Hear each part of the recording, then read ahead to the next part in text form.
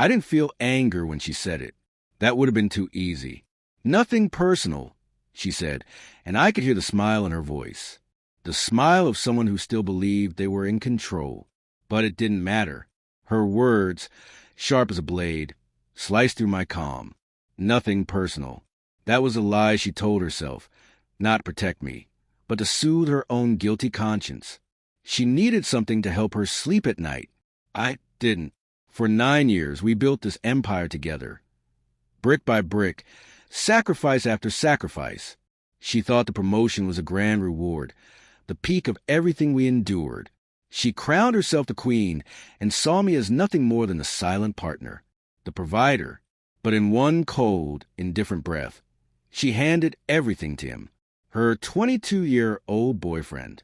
She never thought I'd notice. How could she? I was the perfect husband, the perfect father, the perfect man. I had to be. I built a fortress that shielded her from every storm. All she had to do was wear the crown. But she thought she was untouchable, that she could lie to me. It began with late nights, then meetings, then dinner parties.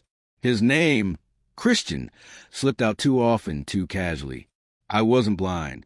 I paid attention. Quietly, carefully. The best part? I never confronted her. I never asked questions. I was already ahead. When you're married to someone powerful, you learn to play the long game. Every smile, every gentle touch, every whispered promise. It was all performance. I didn't care about the affair. I didn't care about him. I cared about the leverage. She didn't know I knew. Not yet. She didn't know I'd been tracking every cent, every shift in our finances. Not yet. By the time she called me into her office, pretending to be the concerned CEO, I'd already moved it all. Every account, every share, every asset. She said we needed to act fast, that we had to work together. Together. She had no idea. I didn't need to look at her projections.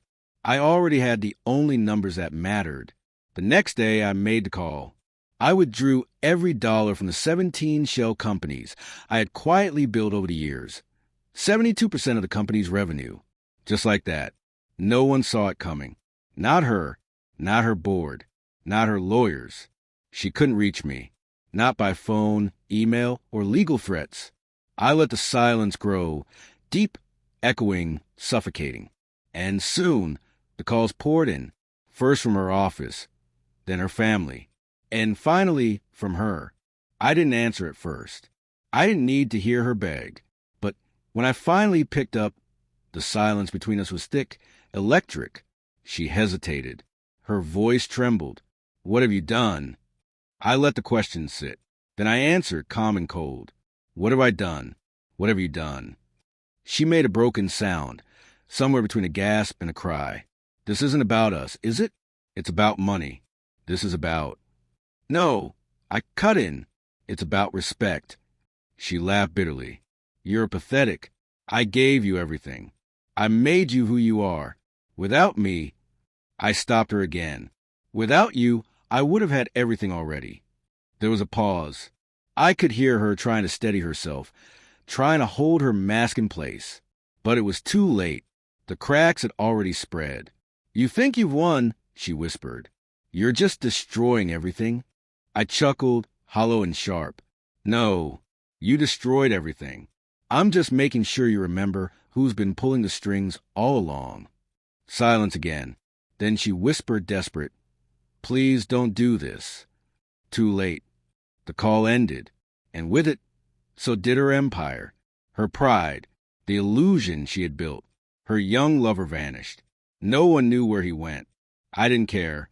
I only cared about the silence, watching her unravel in it. She thought she had power. She thought she could play me. But it was always my game. I was always in control. Betrayal is cold. It's calculated. But revenge, it's an art. And when you master it, you learn something. You don't need violence or chaos. You just need silence. And sometimes, silence screams louder than anything. I walked away without regret. Because when she said nothing personal, I knew it was all personal. And now it's all mine.